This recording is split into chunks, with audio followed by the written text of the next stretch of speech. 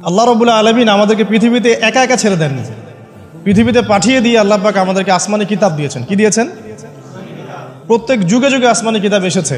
তাওরাত, জাবুর, ইনজিল, কোরআন এসেছে। আগেকার আসমানি কিতাবগুলো কি এখন চলবে না চলবে না? আগেকার আসমানি কিতাবগুলো কি এখন চলবে না চলবে না? যখন থেকে নবী মুহাম্মদ সাল্লাল্লাহু আলাইহি ওয়াসাল্লাম নবী হয়েছেন এবং তার উপরে কোরআন নাজিল হয়েছে, এখান থেকে নিয়ে কিয়ামত পর্যন্ত অন্য কোনো আসমানি কিতাব কেউ মানলে কি চলবে না চলবে না? এ বিষয়ে নবী সাল্লাল্লাহু আলাইহি ওয়াসাল্লামের একটা হাদিস বলি, তারপর সামনে যাই। একদিন নবী সাল্লাল্লাহু আলাইহি ওয়াসাল্লামের সামনে ওমর রাদিয়াল্লাহু আনহু বসে আছেন। কে বসে আছেন? ওমর রাদিয়াল্লাহু আনহুর নাম তো জানেন, ইসলামের দ্বিতীয় খলিফা। নবীজিকে বলছেন যে তাওরাতে কিছু সুন্দর কথা আছে ইয়া রাসূলুল্লাহ। এই কথা বা এই স্টেটমেন্ট শোনার সাথে সাথে নবী সাল্লাল্লাহু আলাইহি ওয়াসাল্লামের চোখ মুখ রাগে লাল হয়ে গেল। হাদিসটা মিশকাতে আছে। রাগে লাল হয়ে নবী সাল্লাল্লাহু আলাইহি ওয়াসাল্লাম বলছেন যে ইয়া ওমর, হে ওমর, তুমি আমার সামনে তাওরাত পড়ছো? জেনে রাখো, লাউ কানা মূসা হাইয়ান, যদি মূসা আলাইহিস সালাম এখন জীবিত থাকতো। তাওরাত কার উপর নাজিল হয়েছে? মূসা। তাওরাত পড়ছো আমার সামনে, তাওরাত যার উপর নাজিল হয়েছে সেই মূসা আলাইহিস সালাম যদি জীবিত থাকতো এখন, ফাত্তাবা'তুমুহু, আর তোমরা আমাকে বাদ দিয়ে তার অনুসরণ করতে, ওয়া তারাকতুমুনি, আমাকে ছেড়ে দিতে, লা দালালতুম আন সাওয়াইস সাবিল, তাহলে তোমরা অবশ্যই পথভ্রষ্ট হয়ে যেতে। তাওরাত পড়ছো, এখন যদি মূসা আলাইহিস সালামও জীবিত থাকতো আর তোমরা আমাকে বাদ দিয়ে নবী মূসার অনুসরণ করা শুরু করতে, তোমরা অবশ্যই জাহান্নামী হয়ে যেতে। লাউ কানা মূসা হাইয়ান, যদি মূসাও জীবিত থাকতো এখন, আবার যদি জীবিত করা হয় আলাইহিস সালাম, লাত্তাবা'নি, অবশ্যই তাকে আমার অনুসরণ করতে হবে। কথা কি বুঝতে পারছেন? এই কারণে শেষ জামানা যখন ঈসা ইবনে মারইয়াম আসবেন, তিনি নতুন কোনো শরীয়ত নিয়ে আসবেন না। কি নিয়ে আসবেন? তিনি মুহাম্মদ সাল্লাল্লাহু আলাইহি ওয়াসাল্লামের অনুকরণ রূপেই পৃথিবীতে আসবেন ইনশাআল্লাহ। তো আল্লাহ পাক আমাদেরকে দিয়েছেন আল কোরআন, এবং কোরআন এর ব্যাখ্যা হচ্ছে হাদিস। নবী সাল্লাল্লাহু আলাইহি ওয়াসাল্লাম বিদায় হজের ভাষণে বলেছেন, এই হাদিসটা খুব ভালো করে মনে রাখবেন। তিনি বলেছেন যে তারাকতু ফিকুম আমরাইন, আমি তোমাদের মাঝে মাত্র দুটা বস্তু ছেড়ে যাচ্ছি। কয়টা বস্তু? দুটা বস্তু। লান তাদিল্লু মা তামাসসাকতুম বিহিমা, তোমরা কোশ্চিনকালেও পথভ্রষ্ট হবে না যতদিন পর্যন্ত এই দুটাকে আঁকড়ে ধরে থাকবে। ঠিক আছে? তোমরা কোশ্চিনকালেও পথভ্রষ্ট হবে না যতদিন পর্যন্ত এই দুটাকে তোমরা শক্ত করে আঁকড়ে ধরে থাকবে। অন্য হাদিসে আছে দাঁতের মাড়ি দিয়ে কামড়ে থাকবে। আপনি সামনের দাঁত দিয়ে কিছু কামড়াতে গেলে কিন্তু টান দিলে ছিঁড়ে যাবে, যাবে না? দাঁতের মাড়ি দিয়ে যদি শক্ত করে ধরেন, এত সহজে কিন্তু টান দিলে ছিঁড়বে না। এই জন্য নবীজি বলছেন সাল্লাল্লাহু আলাইহি ওয়াসাল্লাম, দাঁতের মাড়ি দিয়ে কামড়ে ধরে থাকবে কোরআন এবং সুন্নাহকে। সেই দুটো বস্তু কি? নবী সাল্লাল্লাহু আলাইহি ওয়াসাল্লাম বলছেন, একটা হচ্ছে কিতাব আল্লাহ, আল্লাহ পাকের কিতাব মানে কি? আল কোরআন। ওয়া সুন্নতি নবীহি, মানে নবীর সুন্নাত, অর্থাৎ হাদিসগুলো। কোরআন এবং সুন্নাহ মিলে ইসলাম। এই ইসলামটাই হচ্ছে আল্লাহ রাব্বুল আলামিনের মনোনীত সর্বশেষ দিন, সর্বশেষ টেস্টিমেন্ট। মানে আদম আলাইহিস সালামও তো মুসলিম ছিলেন, নূহ আলাইহিস সালামও মুসলিম ছিলেন, ঈসা আলাইহিস সালাম, মূসা আলাইহিস সালাম, ইব্রাহিম আলাইহিস সালাম, এই যে লক্ষ লক্ষ নবী রাসূল, তারা মুসলিম ছিলেন না? সবাই মুসলিম ছিলেন, কিন্তু সর্বশেষ যে বিধিবিধানগুলো আল্লাহর পক্ষ থেকে এসেছে সেটা কি? কোরআন এবং সুন্নাহ এবং ইসলামের এই নতুন রূপটা, সর্বস্বীকৃত সর্বনতুন যে রূপটা, এটা কিয়ামত পর্যন্ত থাকবে ইনশাআল্লাহ। তো ইসলাম চির প্রাচীন এবং চির নতুন, চির আধুনিক। আমরা কি বোঝাতে পারছি? এখন এই ইসলামটা কি পরিবর্তনযোগ্য? উত্তর না। আল্লাহ পাক সূরা মাইদা 3 নম্বর আয়াতে বলছেন, আল ইয়াউমা আকমালতু লাকুম দীনাকুম ওয়া আতমামতু আলাইকুম নি'মাতি ওয়া রাদিতু লাকুমুল ইসলাম দীনান। আল্লাহ পাক বলছেন, আজকে আমি তোমাদের উপরে দ্বীন ইসলামকে পরিপূর্ণ করে দিলাম। পরিপূর্ণ করে দেওয়ার অর্থ হচ্ছে এখানে সংযোজন বিয়োজনের কোনো সুযোগ নাই। কেউ যদি বলে 5 ওয়াক্ত নামাজের জায়গায় 6 ওয়াক্ত বানাই দিব আমরা, ঠিক আছে? সুযোগ আছে? সুযোগ নাই। জাকাতের বিধানটা খুব কঠিন মনে হয়, জাকাতের নিসাবটা একটু কমাই দিব, পারবে? ইসলামের চুল পরিমাণ কিছু ঢোকানোর, বের করার কোনো সুযোগ নাই। কেন নাই? কারণ আল্লাহ পাক এই দিনটাকে পরিপূর্ণ করে দিয়েছে। আল ইয়াউমা আকমালতু লাকুম দীনাকুম, দিনটাকে কামেল করেছি। কামেল মানে, কামেল পাস মানে কি? সার্টিফিকেট পাইছে পরিপূর্ণ, তাই না? সার্টিফিকেট সব কিছু না, জ্ঞান সব কিছু। এবং এই জ্ঞান শুধুমাত্র বই পড়ে অর্জিত হবে এমনও নয়। জ্ঞান আসে কার পক্ষ থেকে? আল্লাহর পক্ষ থেকে। এটা মনে রাখবেন, জ্ঞান আল্লাহর পক্ষ থেকে আসে। হ্যাঁ, জ্ঞান কখন আসবে? যখন আপনি পরিশ্রম করবেন, আপনার পরিশ্রম আল্লাহ পাক দেখবেন, আপনি ধারাবাহিকভাবে লেগে থাকবেন, আল্লাহর কাছে বেশি বেশি দোয়া করবেন, পাপ ছেড়ে দিবেন, গোনা ছেড়ে দিবেন, গোনামুক্ত অন্তর নিয়ে আল্লাহর কাছে কান্নাকাটি করবেন, আল্লাহ পাক ইনশাআল্লাহ ইলম দান করবে ইনশাআল্লাহ। ইমাম শাফি রাহিমাহুল্লাহ বলতেন যে আমি অনেক পড়ি কিন্তু ভুলে যাই। তার ওস্তাদ তাকে বললেন যে তুমি পাপ করা ছেড়ে দাও, যদি গুনাহ করতে থাকো তাহলে তোমার অন্তরে আল্লাহর নূর নাজিল হবে না। ঠিক আছে, গুনাহ মুক্ত অন্তর নিয়ে ইলম চর্চা করতে হয়। আল্লাহ পাক তৌফিক দান করুন আমিন। আর ইলম অর্জন করে যদি অহংকার আর হিংসা চলে আসে তাহলে সেই ইলম হবে শয়তানের ইলম। শয়তান প্রচণ্ড আলেম ছিল, কিন্তু ইবলিস কি ছিল? আলেম ছিল। সে কিন্তু আলেম আর আবেদ ছিল, সে ইলম অনেক অর্জন করেছিল এবং আল্লাহ পাকের প্রচুর ইবাদত করত, কিন্তু তারপরেও কেন সে জাহান্নামী হলো? কারণ একটাই, আবা ওয়াস্তাকবারা, সে উদ্ধত হয়েছিল, অহংকার করেছিল। ইসলাম পরিপূর্ণ, এখানে সংযোজন বিয়োজনের কোনো সুযোগ নাই। এখন ইসলাম ছাড়া অন্য কোনো দিন মানলে কি হবে কিনা? আল্লাহ পাক সূরা আলী ইমরানের মধ্যেই বলছেন, ওয়ামাই ইয়াবতাগি গায়রাল ইসলামি দীনান ফালা ইউকবাল মিনহু, কেউ যদি ইসলাম ছাড়া, এই পরিপূর্ণ দিনটা ছাড়া অন্য কোনো জীবন ব্যবস্থা তালাশ করে, তার পক্ষ থেকে কশ্চিন কালেও কোনো আমল কবুল করা হবে না। এটা কার কথা? আল্লাহর কথা। একটা জায়গায় আমি ফোকাস করি যে দিন পালন করতে গিয়ে সবচেয়ে বড় চ্যালেঞ্জটা হচ্ছে, সেটা হচ্ছে আল্লাহকে পাওয়া। কি করা? যে আল্লাহর কাছ থেকে আমরা এসেছি সেই আল্লাহকে দুনিয়াতে এবং আখিরাতে পাওয়া, এটাই চ্যালেঞ্জ। আল্লাহকে যে ব্যক্তি পেয়েছে সে দুনিয়ার সব পেয়ে গেছে। আল্লাহকে যে পায় নাই সে আসলে কিছুই পায় নাই, ইহকাল পরকালের কিছুই পায় না। এখন আমরা আল্লাহকে পাবো কিভাবে? এটা বড় প্রশ্ন না? যে আল্লাহর কাছ থেকে, যে জান্নাত থেকে আমরা পৃথিবীতে চলে আসলাম, আর সেই জান্নাতে যেতে হলে তো আমাকে আল্লাহকে পেতে হবে। আল্লাহকে পেতে হলে আমার কি কি করণীয়? খুব শর্ট করে আমি কয়েকটা পয়েন্টস আপনাদেরকে শেয়ার করছি। 1 নাম্বার, আল্লাহকে পেতে হলে অবশ্যই তার নবী মুহাম্মদ সাল্লাল্লাহু আলাইহি ওয়াসাল্লামকে অনুসরণ করতে হবে। এছাড়া আল্লাহকে পাওয়ার দ্বিতীয় কোনো পথ নেই। আল্লাহকে পেতে হলে অবশ্যই তার নবী মুহাম্মদ সাল্লাল্লাহু আলাইহি ওয়াসাল্লামের আদর্শগুলো জীবনের প্রতিটা ক্ষেত্রে বাস্তবায়ন করতে হবে। চলাফেরা, ওঠা বসা, খাওয়া দাওয়া, ইস্তেঞ্জা করা, মুআমালাত, ব্যবসা বাণিজ্য, অর্থনীতি, সমাজ, রাষ্ট্র, সব ক্ষেত্রে আপনাকে মুহাম্মদ সাল্লাল্লাহু আলাইহি ওয়াসাল্লামের তরিকা, আদর্শটাকে ফলো করতে হবে। তাহলে আপনি আল্লাহকে পাবেন ইনশাআল্লাহ। যে ব্যক্তি আল্লাহকে পেয়েছে সে দুনিয়াও পেয়েছে, আখিরাতও পেয়েছে। যে আল্লাহকে পায় নাই, দুনিয়াও বরবাদ, আখিরাতও বরবাদ। 1 নাম্বার তাহলে কি কাজ? আল্লাহ পাকের সর্বশেষ নবী মুহাম্মদ সাল্লাল্লাহু আলাইহি ওয়াসাল্লামকে অনুসরণ করা, তার আদর্শ মেনে চলা, 1 নাম্বার। 2 নাম্বার হচ্ছে 5 ওয়াক্ত নামাজ। আল্লাহকে পেতে হলে নামাজ লাগবে। নামাজ নাই, আল্লাহ নাই। ওয়াস্তাঈনু বিস-সাবরি ওয়াস-সালাহ, তোমরা সবর এবং সালাতের মধ্য দিয়ে আল্লাহর সাহায্য প্রার্থনা করো। আমরা এই জন্য নামাজে বলি ইয়াকা না'বুদু ওয়া ইয়াকা নাস্তাঈন, আমরা শুধু আপনারই ইবাদত করি এবং আপনার কাছেই সাহায্য প্রার্থনা করি। আল্লাহকে পেতে হলে নামাজের কোনো বিকল্প নাই।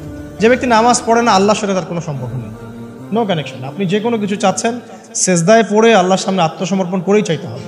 ওয়াসজুদ ওয়াক্তারিব, আল্লাহ পাক কি বলেছেন? সেজদা করো, নিকটবর্তী হও।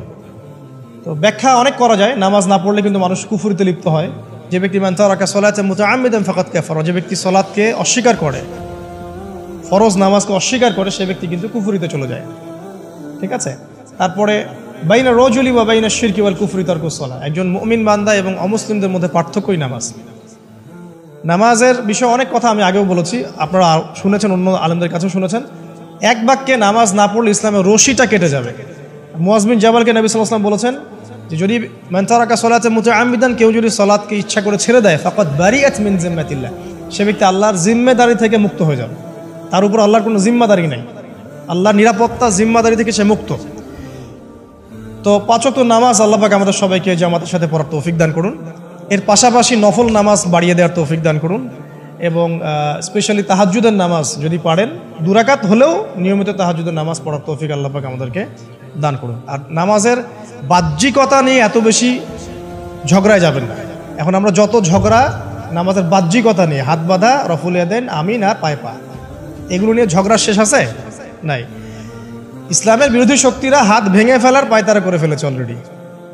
হাতই না থাকলে আপনি বাঁধবেন কোথায়? মনে করেন আপনার হাতই নাই, বাঁধবেন কি উপরে না নিচে? তো এই হাত তো ভেঙে ফেলার পায়তারা করা হয়েছে। এখন আপনি পড়ে আছেন বাঁধার কোন জায়গায় বাঁধবেন সেটা নিয়ে, অথচ পুরো বৈশ্বিক চক্রান্ত মুসলিমদের বিরুদ্ধে হাতটাই ভেঙে ফেলে দিবে। তুই বাঁধবি কোথায় হাত? তারপর দেখব। এটা আমরা বুঝতে পারি না। এটা বোঝার জন্য যে জ্ঞান, ইলম, নূর দরকার তা তো নাই আমাদের মধ্যে। এই জন্য আপোষের ঝগড়া নিয়ে পড়ে আছে।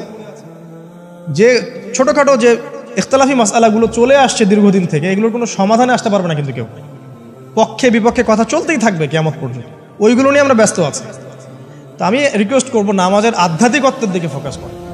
নামাজের আধ্যাত্মিকত্ব কি? আপনি আল্লাহর সামনে দাঁড়িয়েছেন, দুনিয়ার সাথে এখন আপনার কোনো সম্পর্ক নেই, আপনি এবং আল্লাহ, মাঝখানে কিছু নাই। নামাজে যা পড়ছেন, সূরা ফাতিহা, অন্যান্য সূরা, রুকু, তাসবিহ, সিজদা, তাশাহুদ, দরুদ, অর্থ বোঝার চেষ্টা করেন এবং অর্থের দিকে ফোকাস করেন, আল্লাহকে পাবেন ইনশাআল্লাহ। সিজদায় রুকুতে যখন যাচ্ছেন, আপনি চিন্তা করেন যে আপনি মহাবিশ্বের মহা শক্তিধর আল্লাহ রাব্বুল আলামিনের সামনে মাথা নত করেছেন। আপনি চিন্তা করেন যে আল্লাহ আপনাকে দেখছেন। এখন যখনই মানুষ নামাজে দাঁড়ায়, আল্লাহ পাক তার দিকে দৃষ্টি নিবদ্ধ করেন, এবং যখন মানুষ এদিক ওদিক তাকানো শুরু করে নামাজে, আল্লাহ পাক মুখ ঘুরিয়ে নেন। হ্যাঁ, নামাজে ওই যে আমরা যে ডিজিটাল নামাজ পড়ি না, এখন ডিজিটাল মানে 4 রাকাত নামাজ 4 মিনিটে শেষ। এক রুকু করলে সেজদা পাওয়া যায় না, সেজদার তাসবিহ পড়লে আবার এদিকে দেখা যায় যে দ্বিতীয় সেজদায় চলে গেছে অলরেডি ওঠার আগেই। অনেক ক্ষেত্রে ইমাম সাহেবরাও খুব দ্রুত নামাজ পড়ান, অনেক দ্রুত পড়ান। এত দ্রুত নামাজ পড়াবেন কেন? নামাজ জামাতে পড়লে সংক্ষিপ্ত করতে বলা হয়েছে, কিন্তু এত দ্রুত তো পড়তে বলা হয়নি। এখনও দেখবেন মক্কা মদিনায় গিয়ে নামাজ দেখবেন, মাশাআল্লাহ, নামাজটা তাদের মাশাআল্লাহ, এটার প্রশংসা না করলে হকা দেওয়া হবে। নামাজটা অসাধারণ, ধীর স্থিরভাবে। ফজরের নামাজ 20 মিনিট, 15 মিনিট, 20 মিনিট পড়াচ্ছে নামাজ, রিল্যাক্স। নামাজে দাঁড়ালে চমৎকার তেলাওয়াত হচ্ছে, আপনি ভুলে যাচ্ছেন নিজেকে। তেলাওয়াত হবে চমৎকার, এবং সবচেয়ে ভালো যিনি তেলাওয়াত করতে পারেন তাকে নামাজে দিতে হবে। রিল্যাক্সে নামাজ পড়বে। ক্ষেত্র বিশেষে আপনি শর্ট করতে পারেন, কিন্তু সবসময় কেন আমরা 4 রাকাত নামাজ 3 মিনিটে শেষ করে দিচ্ছি? আবার নামাজের পর দোয়াটা হবে লম্বা, অথচ নামাজটাই ছিল দোয়া, নামাজটাই কিন্তু দোয়া। এখন সেজদায় আমরা যদি কান্নাকাটি করতে না শিখি, আল্লাহর সামনে আমি মাথা নত করেছি, এখানে নিজের মনের যত আবেগ, আকুতি, দোয়া, এগুলো আল্লাহর সামনে ঢেলে না দিতে পারি, এই দোয়া কালাম না শিখি, তাহলে তো নামাজের আধ্যাত্মিকত্ব অর্জন হলো না। সাহাবীরা কেমন করে নামাজ পড়তেন যে নামাজ পড়ার পরেও তাদের গা থেকে তীর বের করা যায়? কিভাবে তারা নামাজ পড়তেন? তাহলে নবী সাল্লাল্লাহু আলাইহি ওয়াসাল্লাম কিভাবে নামাজ পড়তেন যে নামাজ পড়ার ফলে তার পা মোবারক ফুলে যাইত? 1 রাকাতে তিনি 4 পারা কোরআন তেলাওয়াত করতে পারলেন কিভাবে? তো তাদের নামাজ আর আমাদের নামাজ, আল্লাহ রাব্বুল আলামিন তার রাসূলের মাধ্যমে একটা হাদিসে জানিয়েছেন যে এমনও অনেক নামাজি আছে, নাউযুবিল্লাহ, আল্লাহ পাক আমাদেরকে তাদের অন্তর্ভুক্ত না করুন, যে নামাজ পড়ার পরে আল্লাহ রাব্বুল আলামিন এই নামাজটাকে ওই নামাজের মুখের উপর নিক্ষেপ করে দেয়। তোমার নামাজের আমার কোনো দরকার নেই। আল্লাহ পাক আমাদেরকে হেফাজত করুন। ধীর স্থিরভাবে পড়েন, রিল্যাক্সে, তাড়াহুড়ার কিচ্ছু নাই। ওয়া মা খালাকতুল জিন্না ওয়াল ইনসা ইল্লা লিয়াবুদুন, শুধুমাত্র আল্লাহর ইবাদত করার জন্যই তো পৃথিবীতে এসেছে। হোক না দোকানটা 5টা মিনিট পরে খুললে কি হবে? হ্যাঁ, জমিতে যান, জমিতে আধা ঘন্টা পরে গেলে কি হবে? যে আল্লাহ পাক আপনাকে বাঁচিয়ে রাখতে পারেন, সে আল্লাহ পাক আল্লাহর পথে সময় দিলে আপনাকে অফুরন্ত রিজিকও তো দিতে পারেন না? আপনি আল্লাহর হয়ে যান, বাকি সব আল্লাহ আপনার দায়িত্ব নিয়ে নেবেন ইনশাআল্লাহ। আপনি নিজে আল্লাহর হয়ে যান, আপনার সব কিছু দায়িত্ব কে নিয়ে নেবে? আল্লাহ নিয়ে নেবে। আল্লাহ পাক আমাদেরকে ধীর স্থিরভাবে আধ্যাত্মিকত্ব অর্জন করে নামাজ পড়ার তৌফিক দান করুন, আমিন। তো দেখুন, আল্লাহকে পাওয়ার সবচেয়ে সেরা মাধ্যম কি? নামাজ। তার আগে বলেছি নবী সাল্লাল্লাহু আলাইহি ওয়াসাল্লামের অনুসরণ। আল্লাহকে পাওয়ার তৃতীয় একটা মাধ্যম বলে দিই আমি, সওম বা রোজা রাখা। অল্প সময় গুটিয়ে নিচ্ছি, সওম বা রোজা রাখা। রোজা কেন আল্লাহকে পাওয়ার মাধ্যম জানেন? কারণ রোজা রাখা অবস্থায় আমরা কিন্তু গোপনে পানাহার করি না, করি? আমরা রোজা রেখেছি, গোপনে কিন্তু পানি খেতে পারি, কেউ দেখবে না। গোসল করছেন, আপনি পানি খেতে পারেন, কেউ দেখবে না। লুকিয়ে লুকিয়ে আপনি কিন্তু খাবার খেতে পারেন, কেউ দেখবে না, বাসায় কেউ নাই দেখার, কিন্তু আপনি খান না। আপনি সবর করেন, সহ্য করেন, একদম সূর্যাস্তের সময় গিয়ে আপনি ইফতার করেন। এই যে কাজটা আপনি কেন করেন? কারণ আপনি ফিল করেন যে আল্লাহ আপনাকে দেখছেন। কেউ আপনাকে দেখুক না দেখুক, আল্লাহ আপনাকে দেখছেন। এটাই হচ্ছে ইহসান, এটাই হচ্ছে আল্লাহ পাকের মারিফতকে উপলব্ধি করা। আল্লাহ রাসূল সাল্লাল্লাহু আলাইহি ওয়াসাল্লাম বলেছেন, ইহসান হচ্ছে আনতা আবুদাল্লাহ কাআন্নাকা তারা, তুমি এমনভাবে আল্লাহর ইবাদত করবে যেন তুমি আল্লাহকে দেখছো। ওয়া ইল্লাম তাকুন তারাহু ফাইন্নাহু ইয়ারাক, তুমি আল্লাহকে দেখতে না পারলেও বিশ্বাস করবে আল্লাহ তোমাকে দেখছেন। এটা রোজা রাখলে উপলব্ধি হয় না যে আল্লাহ আমাকে দেখছেন? এটা হচ্ছে আল্লাহকে পাওয়ার মাধ্যম। এই জন্য রমাজানের রোজা অবশ্যই রাখবো ইনশাআল্লাহ। পাশাপাশি এই যে সোমবার, বৃহস্পতিবার, বা এই যে মাসের 3 দিন আইয়ামে বীজের সওম আছে, 13, 14, 15, আরাফার সওম, আশুরার সওম বা নফল সওম, এগুলো রাখার অভ্যাস করলে আল্লাহকে পাওয়া যাবে ইনশাআল্লাহ। আল্লাহ পাক আমাদেরকে বেশি বেশি সওম রাখার তৌফিক দান করুন। এবং আমাকে, আপনাদের সবাইকে বিগত জীবনে আমরা যারা বিভিন্ন সময় সওম রাখি নাই বা রাখতে পারি নাই বা বিভিন্ন সালাত পড়ি নাই, করতে পারি নাই, এগুলোকে হিসেব করে আদায় করার তৌফিক আল্লাহ পাক দান। আমিন। 4 নম্বর একটা মাধ্যম বলে দিই আল্লাহকে পাওয়ার, সেটা হলো তিলাওয়াতে কোরআন। কোরআন তেলাওয়াত যে যত বেশি করবে, অর্থ উপলব্ধি করে পড়বে, সে আল্লাহ পাককে চাক্ষুষ পাবে ইনশাআল্লাহ। মানে আল্লাহ রাব্বুল আলামিন একটা চিঠি দিয়েছেন, মনে করেন আপনাকে, আপনার একজন কথার কথা এক্সাম্পল দিচ্ছি, যে আপনার কোনো একজন বন্ধু আছে অনেক দূরের কোনো দেশে, তা আপনি তাকে দেখেনও নাই, আপনি তাকে চিনেনও, মানে আপনি তার চেহারা দেখেন নাই, তাকে চিনেন না, তার সাথে যোগাযোগের মাধ্যম হচ্ছে আপনার চিঠি বা মেসেজ, ঠিক আছে? এখন সে আপনাকে কিছু মেসেজ পাঠালো, এই মেসেজের মধ্যে সে কিছু ইনস্ট্রাকশন দিয়েছে যে এইগুলো করতে হবে, এগুলো করতে হবে, বা আপনার প্রতি ভালোবাসার এজহার করছে। মানে এই মেসেজটা যদি আপনি পড়তে পারেন, তাহলে আপনি আপনার বন্ধুর সাথে একটা কানেকশন তৈরি করলেন না? বুঝতে পারছি না? আচ্ছা, এখন সমস্যা হচ্ছে কি, আমরা ওই মেসেজটা পড়তেই পারি না। আমরা তো কোরআনটা পড়তেই জানি না, তাহলে মেসেজটা পাবো কিভাবে?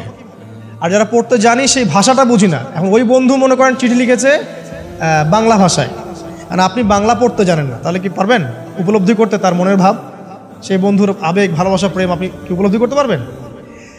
লিখেছে সে উর্দু দিয়ে বা ইংরেজিতে, আপনি ইংরেজি বোঝেন না, ইংরেজি লিখতে পারেন না, তাহলে কি আপনি তার চিঠি বুঝতে পারবেন? এখন আমরা যেহেতু আরবি বুঝি না, এই কারণে কোরআনের মধ্যে কি বলেছেন আল্লাহ রাব্বুল আলামিন আমরা উপলব্ধি করতে পারছি। আমি কি বুঝাতে পারছি? তো কোরআন শুধুমাত্র তিলাওয়াত করা যথেষ্ট নয়। তিলাওয়াত করলে আপনি প্রত্যেক হরফে 10 টাকা পাবেন, কোনো সমস্যা নাই, কিন্তু ওই মেসেজটাকে উপলব্ধি করতে হলে আপনার অর্থটা জানতে হবে। অর্থ জানলে পরে আপনি দেখবেন আল্লাহকে আপনি চাক্ষুষ সামনে পাচ্ছেন ইনশাআল্লাহ। আপনি হতাশ হয়েছেন, হতাশা দূর করার জন্য সূরা আছে কোরআন।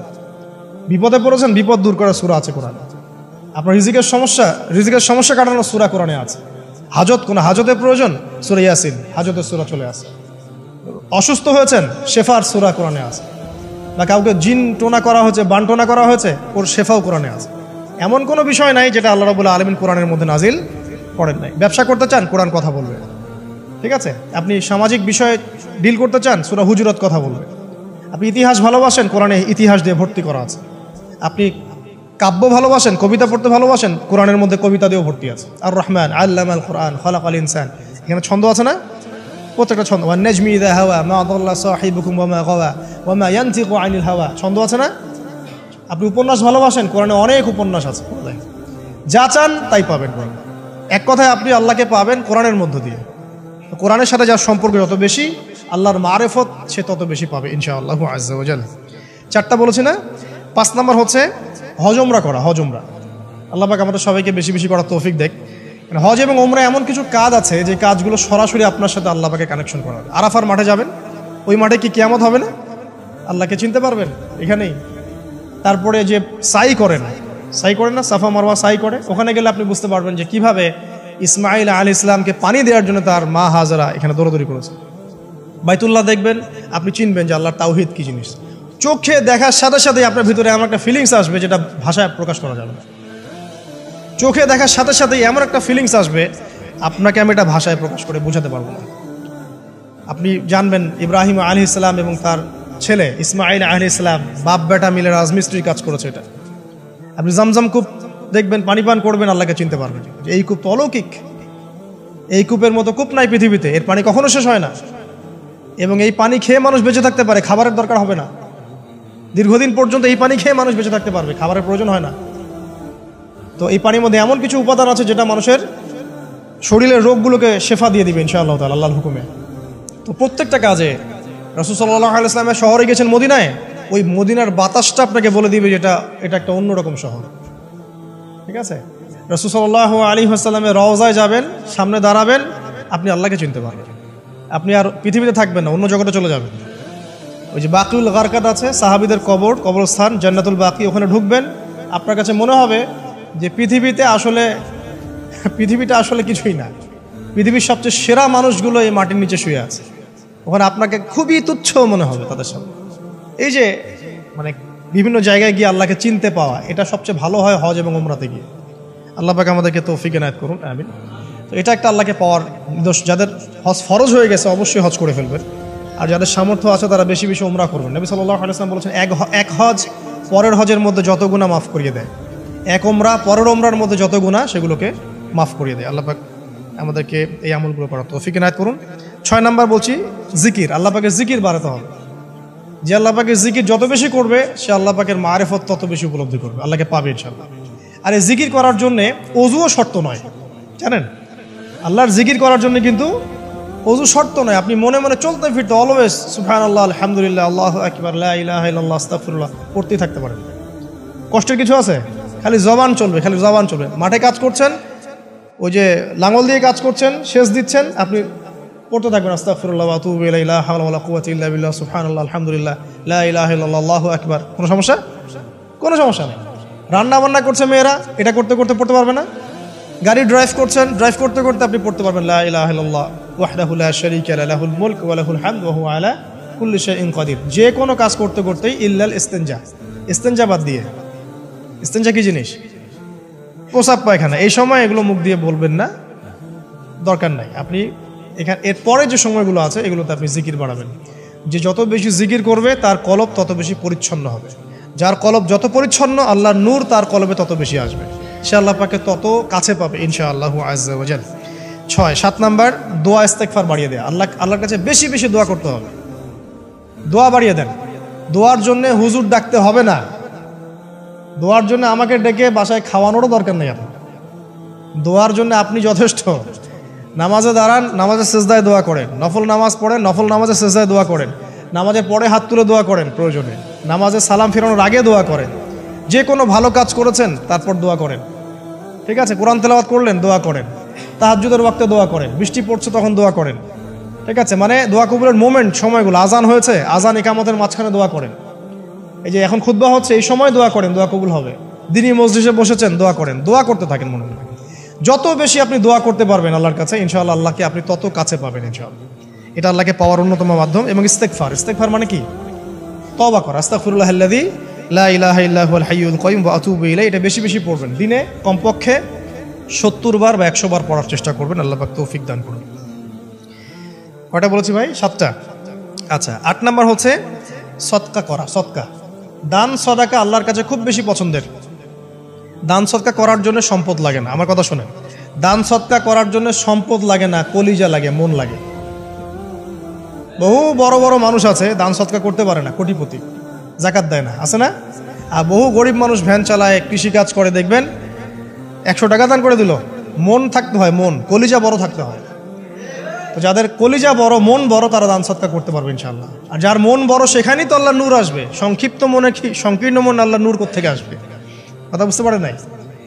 তো দান সদকা বাড়ান। আপনি 1 টাকা দান করেন, 5 টাকা দান করেন, হালাল রিজিক থেকে 1 টাকা দান করেন, সেটা আল্লাহর কাছে অনেক বেশি পছন্দের। একটা হাদিসে নবী সাল্লাল্লাহু আলাইহি ওয়াসাল্লাম বলেছেন, হালাল উপার্জন থেকে আল্লাহর বান্দারা যখন একটা খেজুরও দান করে, আল্লাহ পাক সেই একটা খেজুরকে আস্তে আস্তে বড় করতে থাকেন, বড় করতে থাকেন, বড় করতে থাকেন। এটা এক পর্যায়ে পাহাড়ের সমান হয়ে যায়। এবং কিয়ামতের মাঠে মানুষ তার দান এবং সাদাকার যে ছায়া, এই ছায়ার নিচে অবস্থান করবে। আপনার বিপদ হয়েছে, দান সদকা করেন, বিপদ দূর হয়ে যাবে ইনশাআল্লাহ।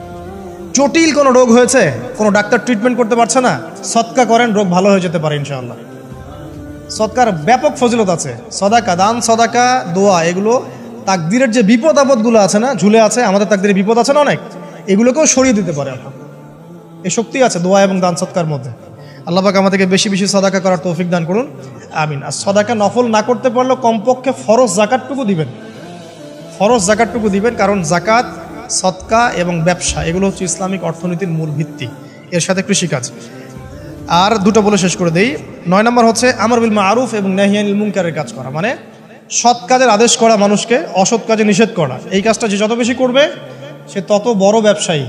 কারণ কি, আপনার দাওয়াতে, আপনার লেকচার শুনে, আপনার বই পড়ে, আপনার নসিহত শুনে যদি একটা মানুষও দিনের পথে ফিরে আসে, ওই একটা মানুষের সারা জীবনের যে নেক কাজ, এই সমস্ত নেক কাজের একটা অংশ আপনি পাবেন। আবার আপনি কাউকে অন্যায় থেকে বারণ করেছেন, আপনার দাওয়াত শুনে কেউ সিগারেট ছেড়ে দিয়েছে, মাদক ছেড়ে দিয়েছে, জেনা ছেড়ে দিয়েছে, পণ ছেড়ে দিয়েছে, বা হারাম সুদ ছেড়ে দিয়েছে, ওই মানুষটা এখন সারা জীবন যত ভালো কাজ করবে, এই পুরো ভালো কাজের একটা অংশ আপনি পাবেন ইনশাআল্লাহ। এর চেয়ে বড় কিন্তু কোনো ব্যবসা নাই। এই কাজটা করলে আল্লাহ পাকের রহমত নেমে আসে, আর এই কাজটা ছেড়ে দিলে আল্লাহ পাকের গজব নেমে আসবে। যখন মানুষ ন্যায়ের আদেশ এবং অন্যায় নিষেধ ছেড়ে দিবে, আল্লাহর গজব নেমে আসবে। আর মানুষ যত বেশি সৎ কাজে আদেশ করবে, অসৎ কাজে নিষেধ করবে, আল্লাহর রহমত তত কাছে আসবে ইনশাআল্লাহ। আল্লাহকে পাওয়া যাবে ইনশাআল্লাহ তাআলা। আল্লাহ পাক আমাদেরকে তৌফিক এনায়েত করুন। আর সর্বশেষ একটা বলে শেষ করে দেই, সেটা হলো যে আল্লাহর দিনের খেদমত করা বা দিনের কল্যাণে নিজেকে নিয়োজিত রাখা। আল্লাহর দিনের খেদমত করা বা দিনের কল্যাণে নিজেকে নিয়োজিত করলে আল্লাহ পাককে পাওয়া যাবে ইনশাআল্লাহ। এই পৃথিবীতে আল্লাহ পাকের সবচেয়ে গুরুত্বপূর্ণ জিনিসটা কি? নিয়ামতটা কি? আল্লাহর দিন না? এই দিন ছাড়া কি পৃথিবীতে আর কিছু আছে? একটা হাদিসে আসছে যে পুরো পৃথিবীটাই তো অভিশপ্ত। পুরো পৃথিবীটা কি? অভিশপ্ত। শুধুমাত্র দিনের এলেম অর্জনের জায়গা ছাড়া, তালেবে এলেমদের জায়গা ছাড়া, দিনী মাহফিলগুলো ছাড়া, যেখানে নামাজ হয় এই জায়গাগুলো ছাড়া বাকি সব অভিশপ্ত জায়গা। তো এখানে পৃথিবীতে সবচেয়ে গুরুত্বপূর্ণ এবং ইম্পর্টেন্ট আল্লাহর কাছে প্রিয় জিনিসটা কি? আল্লাহর দিন। তো আল্লাহর সেই প্রিয় জিনিসটাকে যারা এগিয়ে নেওয়ার চেষ্টা করবে, সেই দিনের খেদমত করার চেষ্টা করবে, দিনের জন্য একটা মসজিদ করা, একটা মাদ্রাসা করা, হ্যাঁ, একটা ভালো কোনো প্রকল্প করার চেষ্টা করবে, আল্লাহ পাক কি তাদেরকে রক্ষণাবেক্ষণ করবেন না? আল্লাহ পাক তাদের অভিভাবক হবেন না? নিঃসন্দেহ হবেন ইনশাআল্লাহ। এবং ইনশাআল্লাহ তাআলা তারা পৃথিবীতেও সফল হবে, পরকালেও ইনশাআল্লাহ তাআলা সাফল্যের চাদর তাদেরকে আঁকড়ে ধরবে ইনশাআল্লাহ তাআলা। আল্লাহ রাব্বুল আলামিন আমরা সবাইকে এই দুনিয়াতে আল্লাহকে পাওয়ার তৌফিক দান করুন, এবং যে কাজগুলো করলে পরে আল্লাহকে পাওয়া যায় সেই কাজগুলো বেশি বেশি করে করার তৌফিক আল্লাহ পাক দান করুন, এবং পরকাল আল্লাহ রাব্বুল আলামিন আমাদের গুনাহগুলোকে মাফ করে আল্লাহর রহমতের চাদরে আমাদেরকে আবৃত করে নিন। আল্লাহুম্মা আমিন। আকুলু কওলি হাযা আস্তাগফিরুল্লাহ লি ওয়া লাকুম ওয়া লিসাইরিল মুসলিমিন। বারাকাল্লাহু লানা ওয়া লাকুম বিল আয়াতিল হাকীম। ইন্নাহু তাআলা জাওয়াদুন কারীমুন ওয়া